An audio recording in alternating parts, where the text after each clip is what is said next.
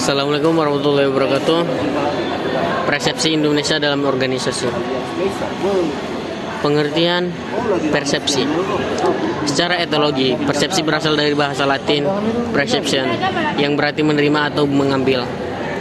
Persepsi adalah suatu proses dan mana berbagai dipilih, diorganisir, dan ditransaksikan menjadi informasi yang bermakna.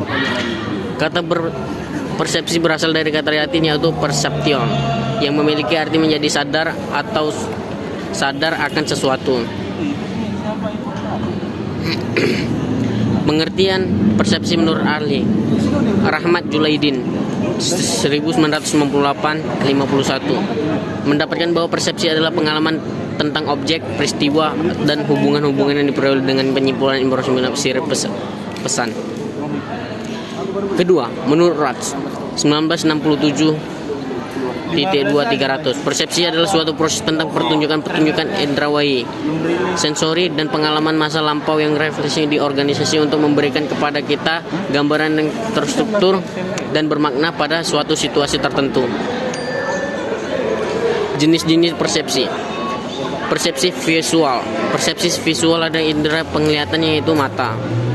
Persepsi itulah persepsi yang paling awal berkembang pada bayi dan meneguri bayi dan balita untuk memahami dunianya. B. Persepsi autorial atau pendengar, yaitu merupakan persepsi yang didapatkan oleh indera pendengaran yaitu telinga. Sesuatu yang dapat persepsi sesuatu dari yang didengarnya. C.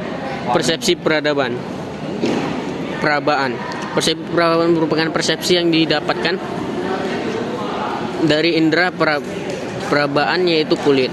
Seseorang dapat mempersepsikan suatu dari apa yang disentuhnya atau akibat persentuhan dan dengan kulitnya. Persepsi penciuman. Persepsi penciuman merupakan persepsi yang didapatkan dari indera penciuman yaitu hidung. Seseorang dapat mempersepsikan sesuatu dari apa yang dicium. Persepsi pengecapaan. Persepsi pengecapaan atau rasa merupakan jenis persepsi yang didapatkan indera penyapaan yaitu lidah.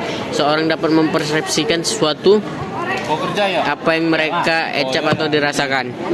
Pengertian pengambilan keputusan. Jenis-jenis keputusan organisasi. 1.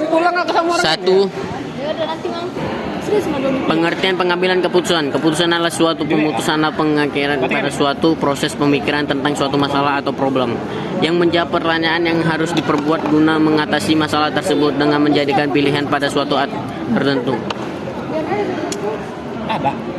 Jenis-jenis keputusan organisasi. Jenis-jenis keputusan menjadi 3 macam, yaitu keputusan terstruktur, yaitu keputusan yang dilakukan secara berulang dan bersifat rutin. 2. Keputusan semi struktur adalah keputusan mempunyai sifat sebagai keputusan dapat ditangani oleh komputer dan lainnya tetap harus dilakukan oleh pengambilan keputusan. 3. Keputusan tak terstruktur adalah keputusan mengenangan rumit karena tidak terjadi berulang-ulang dan tidak sengaja terjadi. Beberapa isu mengenai persepsi orang.